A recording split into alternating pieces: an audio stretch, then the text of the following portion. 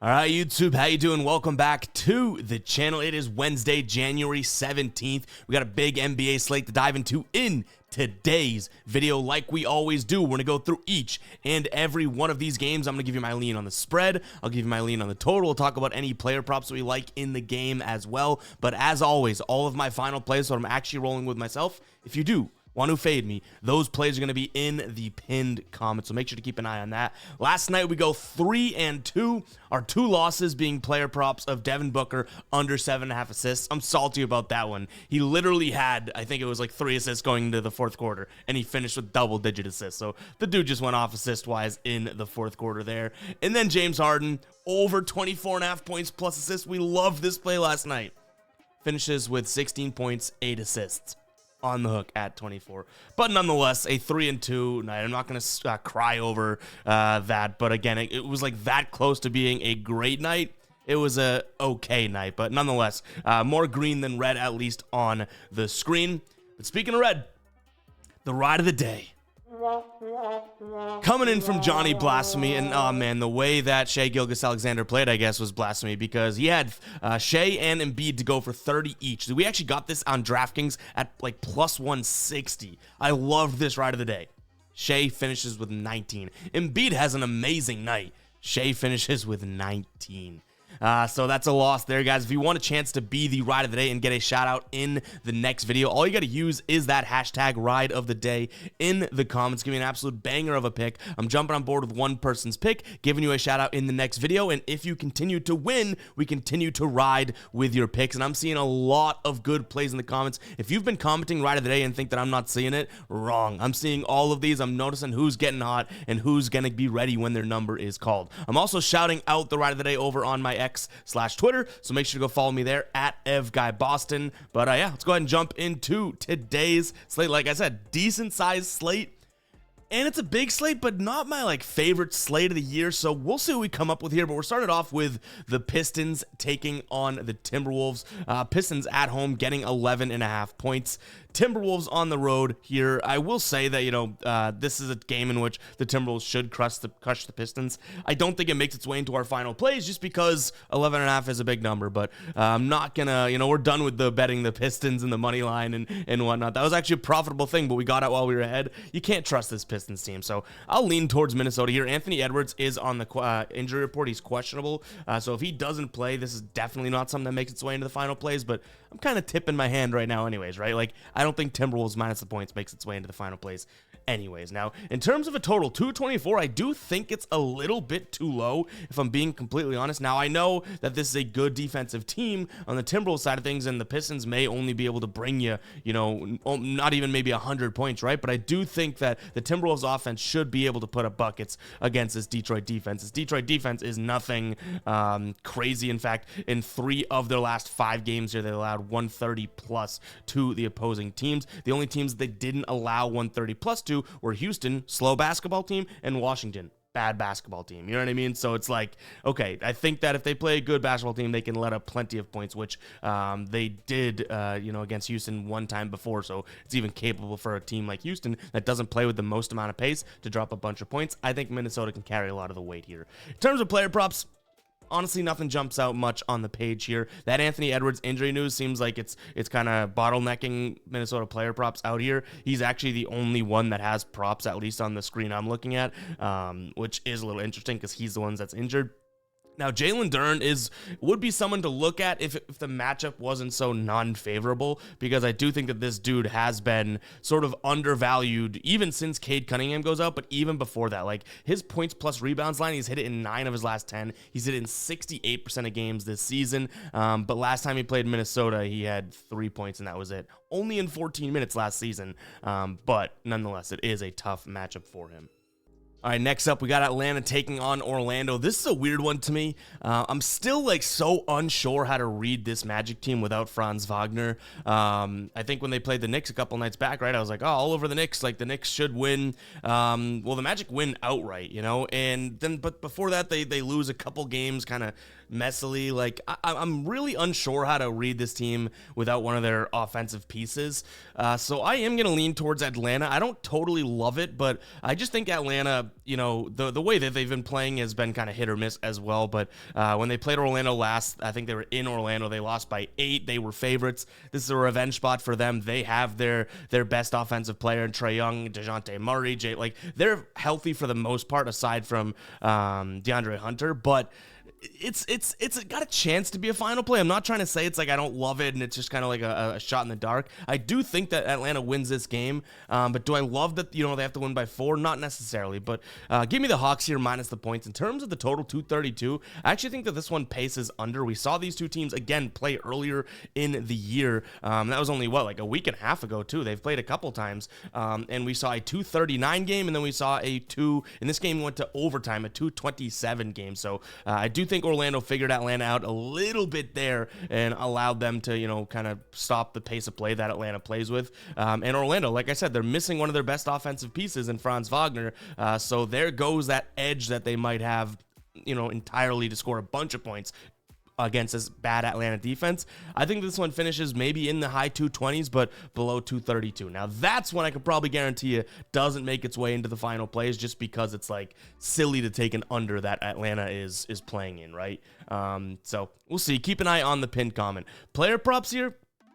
Trae Young over 1.5 steals plus blocks. Magic last 7 year top 10 in terms of allowing steals to the point guard position, which is kind of like shocking. Trae Young isn't the biggest like stick my nose in there guy, but you know how they record steals and stat track that in the NBA nowadays. You really don't have to be that guy. You can accidentally end up with a ball and the stat keeper's like, steal for that guy.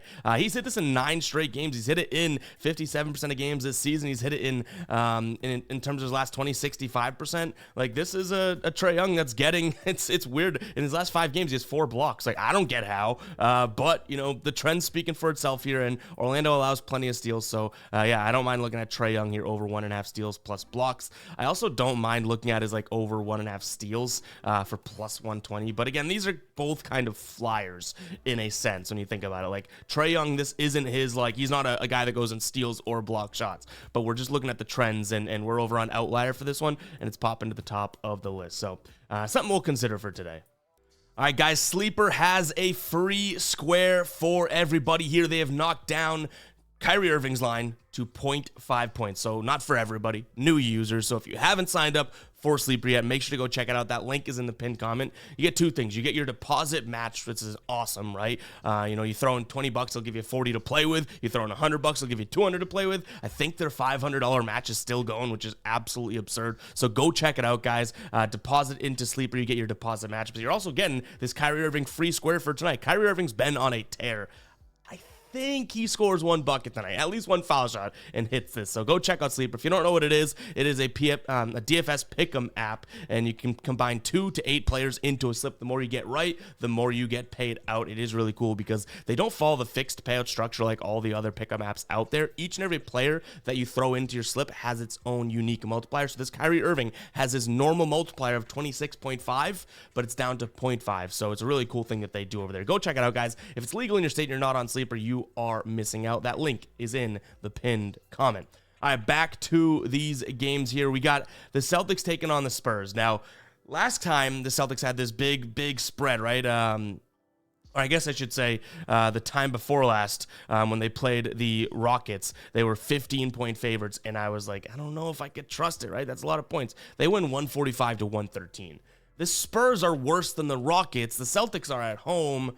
I guess you got to lean towards the Celtics here. Now, I'm a Celtics fan, and I don't totally love this spot with Jalen on the injury report, Derek White on the injury report, Porzingis on the injury report, and Drew Holiday on the injury report, but I do think it's kind of crazy to look at the Spurs and be like, I think they keep this game close. Like, the Spurs got damn near blown out by the Hawks. Now, the end of the game looks a little bit better, 109 to 99, but the Spurs were getting pumped by the Hawks during that game. They end up just losing pretty much near the hook. Like, 8.5-point dogs, they lose by 10 points. But if you watch that game or even follow along with that game, the Spurs were getting crushed, not playing good basketball. So you're not going to catch me betting the Spurs probably anytime soon unless it's against one of the other bottom feeder teams. But give me the Celtics here minus the points. In terms of the total, 237 does seem very, very high. So I'm going to lean towards the under. I don't think that the Spurs totally pull their weight here. And especially if Porzingis, Holiday, White, and maybe even Jaylen Brown miss this game, it's kind of like, well, who's going to do the scoring? Jason Tatum's filthy, but is he going to score 237 points himself? I don't think so. And the Celtics have a spot which they're probably gearing up for Denver in a couple days now. Like I said, a couple days. Theoretically, you shouldn't have look-ahead spots when you have a day in between, but when you're playing one of the worst teams in the league, going up against one of the best teams in the league, you might already be thinking about Denver. So, yeah, I'm going to lean towards the under in this one. In terms of player props, like I said, a lot of injuries out there right now, so nothing really to even go off of here. Maybe continue to look at Victor Wembanyama's first quarter rebounds if we can get it at a decent price. This thing's been bouncing between 1.5 to 2.5. Now, I like it at 1.5. He's still able to cash it at 2.5, but if it's at 1.5, I do like this spot again because the guy grabs plenty of boards in the first quarter, but it's been at 2.5 the last couple games. Next up, we have the Cavs taking on the Bucks. Cavs underdogs here at home, getting 4 points total, sitting at 236. This is a weird one because it's like the Bucks just in my brain are better than they are, which is a tough spot to be as a sports bettor, right? Now they are playing well when it comes to win-loss, second in the East, but against the spread this season, they are 16-23. Like, what are we doing here as against the spread? You know what I mean? Like, this Bucks team is just not playing well against the spread. I think that they are the 5th worst against the spread team in the entire league this season, which is weird because, again, they are second in the East as of right now. But that being said, they're actually 8-9 against the spread on the season on the road, which is quite interesting. And I think I'm gonna give them one last shot. Now I know when we bet the Bucks, I think it was I want to say a week and a half ago or something. Actually, it was when they played Indiana, whenever that was, and everyone was like, "Oh my God, Bucks are banned." And even after the last game or their second to last game, with the clock winding at the end, it's like, okay, I can see how I think it was at the Sacramento game. I could see how crappy, the Bucks bettors feel, but I'm gonna give them one last chance here. I like the Bucks minus the points. It's kind of crazy. It's probably stupid. I see all of the money all over the Cavs here, which is also like, is that the public side? Because I would have thought the Bucks were the public side, but nonetheless, it looks like Cavs are. So yeah, give me the Bucks just because I think that they are like once they click, I think this team's gonna go on a little bit of a run. Does it happen tonight? We'll see. In terms of a total here, 236, I think I like the under. Because when the Bucks need to win games, and when they've had to lock down here, they've been putting up a lot of points, but their defense has kicked in. And I think that this could be a game in which how they played, not necessarily to the same level, but when they played Boston and they're like, all right, can we just win a damn game? And they put up a decent amount of points, but the defense really kicked in. It's a little scary betting on Milwaukee's defense because they haven't been good this year, but 236.5 seems a little bit too high to me. This is a Cleveland team that has come under that number in 4 straight games. So if there's even an inkling of Milwaukee defense in this game, it should be a spot in which they're able to kind of suppress them. And then on that same note, Donovan Mitchell's under 46.5 points, rebounds, and assists. One, there's value here at minus 105. It's in the minus 120s on most books, minus 105 on BetMGM. And it's just an inflated number. He's only gone over this line 6 times this season, which is, out of his 29 games played, that's a pretty damn good rate. In terms of home, he's only gone over it 4 times. And again, I think it's just a high line. Like, I'm not saying Donovan Mitchell isn't talented enough to go do this, but 46.5, a high line for me. He could go for, I guess we could say, he could go for 34, 6, and 3, right? And stay under this number. Like have a great game, but stay under this number. So give me that under as well. That probably has a chance of being a final play. The other ones I'm kind of shaking in my boots about. All right, next up, Knicks taking on the Rockets here. I think this is a bounce back spot when it comes to the Knicks losing that Magic game, 98-94, a low scoring game. And this is obviously a spot in which, and before I even get to that, this is a Houston team that I've told you all year long. If they're here, at home or if they're at Houston, not here, then I'm fine with taking them. But this is not a good road team. They have a homestand coming up. This is the last game of a 6-game road trip, right? So it's like, okay, they'll just get through this game. I think that they'll kind of like sleepwalk through it. Knicks at home can take them down, and then Houston can be like, all right, we're back home. They're 1-4 on this road trip already and haven't covered in a single game. So not a road team. Good home team, exceeded expectations already this year at home and just in general, but not on the road. So give me the Knicks in a bounce back spot now. I think everybody thinks it's going to be a low scoring game, and there's a high chance that it is a low scoring game. But you know what? Fine. we'll sound the psycho alert alarm. You have two of the slower teams in the league and better defensive teams in the league, but I think this game goes up and over. So you have the Knicks, who are the 4th slowest team in the entire league, and then the Rockets, the 8th slowest team in the entire league. If we look at that from a last 5 perspective, it's not like it changes all that much, but Houston plays with just a little bit more pace. They're actually a top 10 team when it comes to pace in the last 5 games. Why? Because they're on the road. That defense isn't as good, and they run up and down the court a lot more on the road. I think that Houston being on the road is something that a lot of sports bettors should start paying attention to here, because they're not just, it's literally like a tale of two teams, right? You have a good defensive, fundamental, slow-paced team at home when, you know, they're at home, obviously, and then when they're on the road, it's just almost like a completely Jekyll and Hyde different team. So give me the over in this spot. I think it's too simple to look at these two teams and say, slow team, under. This is a low line. I think this one gets up and over. Again, we sounded the psycho alert alarm. If you want to fade that pick, go right ahead. Speaking of Fade Me, guys, head over to fademe.store, pick up some great merch, support what we're doing here. This stuff is amazing. It's my favorite product we've ever released. It is the premium embroidered hoodie. A little pricey, at least in terms of our store, but this thing is amazing. You can wash, dry it, everything. It's light and heavy, stretchy. Go check it out, guys. Fademe.store. But in terms of player props in this game, nothing jumped off the page at me. I do think that there could be some value in this game, to be honest, but nothing really jumps out at me. So something I considered was Sengun's under in rebounds. I think that they make it really tough for him. Jalen Green's over in points plus assists. He's hit that in 7 of his last 10 and 3 of his last 4. But this is a pretty fundamental team when it comes to what the Knicks are rocking with, right? Like Jalen Green, for example, they cover him. They cover shooting guards really, really well. Sengun, for example, 9.5 rebounds. The guy gets plenty of rebound opportunities per game, but it could be a spot in which we look at. So in terms of last 7 games here for Sengun rebound chances, I'm just pulling it up now, 16.3 rebound chances. If you guys don't know, I like to cut that number in half and say, okay, that's what you get, right? So we're looking at like 8 rebounds for Sengun, and this is a team that obviously, like I just said, makes it tough for the centers to rebound the ball. Just not as trustworthy as they were with Mitch Robinson, I guess, but those player props I could consider. But again, I think my favorite play in this one, and I feel like a little devious here because I think everyone's on the under, I'm going to look at the over, 218. All right, Toronto taking on the Heat. I don't think I can trust Toronto whatsoever with the injuries that they have. So Gary Trent Jr. questionable, Otto Porter Jr.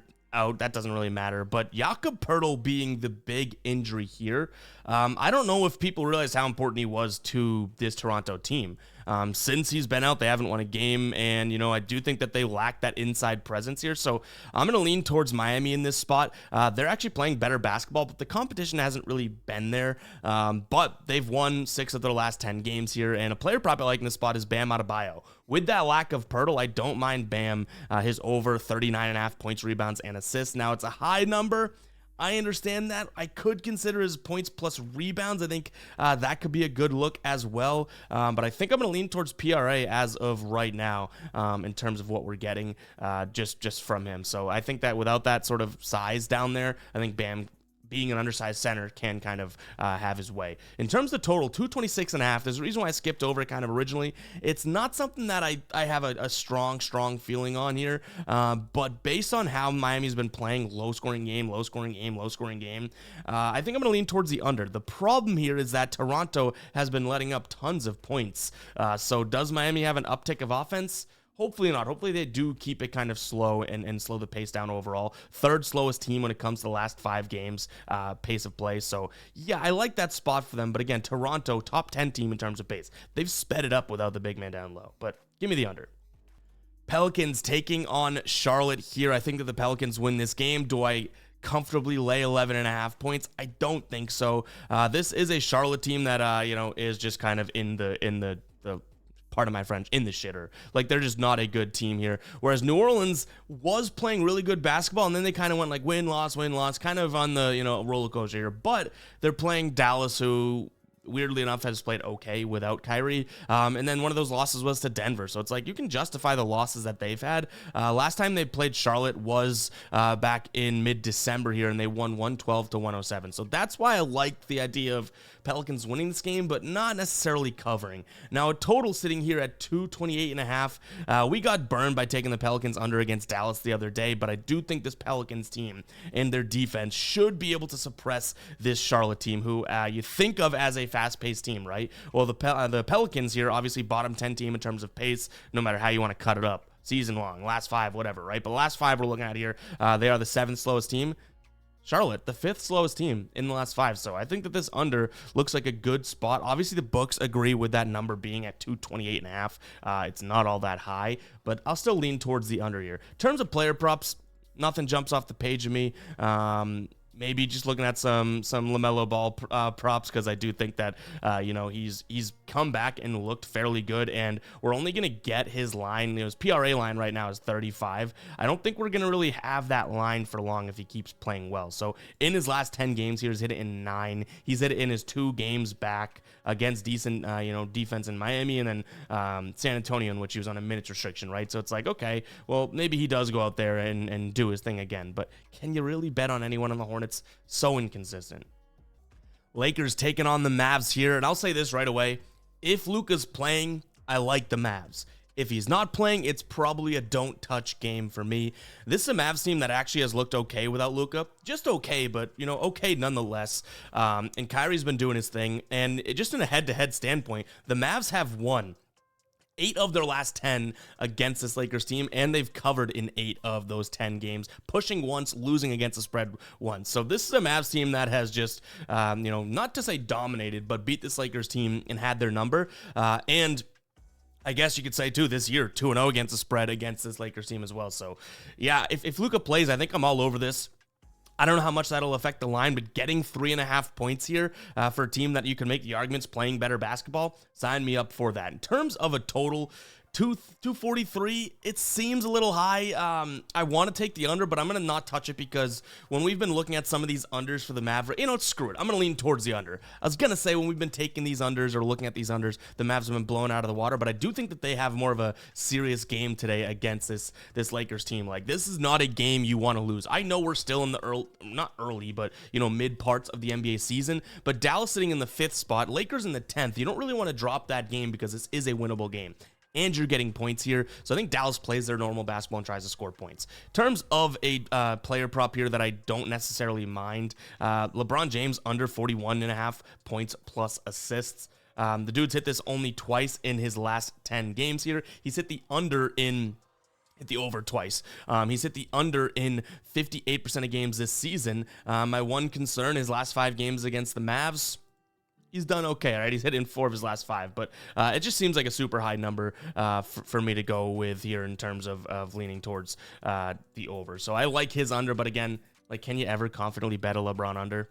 Probably not. All right, Jazz taking on the Warriors here. How can you not love the Jazz? How can you not keep betting this Jazz team? They are rolling. They're playing good. I almost said baseball, but they're playing good basketball. 9 of their last 10. They've covered in 8 of their last 10. Going up against a Warriors team who literally may be bad. This Warriors team may be bad. I don't know if the jury's fully, decided on that unanimous decision, but they're just not playing good. Almost said baseball again. Basketball here. So give me the Jazz minus the points. I will say, smells a little bit like a trap. This line is moving down and down and down. So it opened up even larger than this. Opened up at -5. Moved to 4.5, which is when we got the graphic, right? It's now at 3.5. So are the books afraid of this number? And do they think the Warriors are going to win this game? Kind of looks like it, but nonetheless, you can't catch me betting Warriors right now. They're just struggling overall. A player prop I like in this game is Colin Sexton. Until that line gets over 20, I don't mind it. He's hit 20 points in 7 of his last 10 games here. On the season, he hasn't been doing it all that much, but last 20, he's hit it in 75% of games this season, or 75% of games in that 20-game stretch. The dude's going off. He's had a couple, 25-plus nights, 30-plus night like last game, and the Warriors don't play that that great a defense against the shooting guard position. In terms of last 7 here, Warriors kind of middle of the pack, which is like, okay, well, whatever it is. Against the point guard, which obviously Sexton runs a little bit of that too, they're not playing much defense against. Like, I think this is a good spot for Sexton to just continue doing what he's doing, and the volume that he's shooting at. So in his last 10 here, he's averaging nearly 15 field goal attempts per game. Like that's enough to get you 20 points, right? So I like that. Now, in terms of a total, 242, I have a feeling it's a run and gun type game, and this Jazz team has become a lot more efficient, right? So I think I can comfortably look at the over here because also looking at the Warriors, like their games in terms of this number, 4 of their last 5, I think it's 6 of their last 10 or 7 of their last 10 have cashed the over on this number as well. So I'll take the over, even though it is a high number. Last game of the night. If you guys aren't hitting that subscribe button, what are you doing? Hit that subscribe button, hit that like button as well. We got the Blazers taking on the Nets. An instant classic for the last game here. Right now, Blazers getting 6 points. Total sitting at 223.5. Obviously, this isn't the best of games here, but I think I just have to lean towards Brooklyn in this spot because this Blazers team, I told you guys, I liked them probably like maybe 2.5 months ago. As of late, I just cannot seem to even get behind them whatsoever. Now, this Brooklyn team also making it pretty damn hard to bet on. So I think in this spot, what I'm actually just going to be looking at is the under. A messy basketball game, 2 bad teams. That's probably about it. But nothing in this game is making its way into a final plays, I don't think, just because of the level of play that we have. So I hate to end it on a opposite of a banger, but that's the game and that's the cards that we are dealt. And that is going to wrap it up for today's show, guys. Hope you guys did enjoy. Again, hit that subscribe button, hit that like button. Make sure to drop those ride of the days in the comments. Check out the Fade Me merch, guys, and we'll catch you guys in the next one. All right, peace out.